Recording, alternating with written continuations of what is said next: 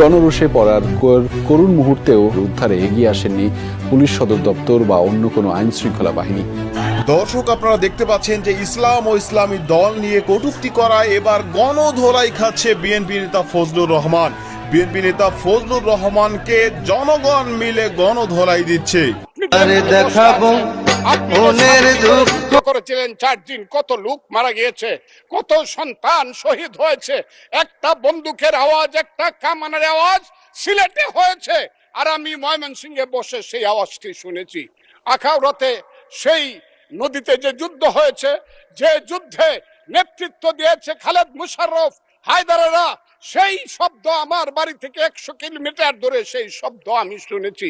ওই যে ধানোয়া কামালপুরে কর্নেল তাহেররা যুদ্ধ করেছে, সেই যুদ্ধের সংবাদ শব্দ আমি কিশোরগঞ্জ থেকে শুনেছি। খুশি তাই কয়ে দেবো, হ্যাঁ তোর গোষ্ঠীরে সুই জাল দিয়ে রান্না করে খাওয়ানো লাগবে।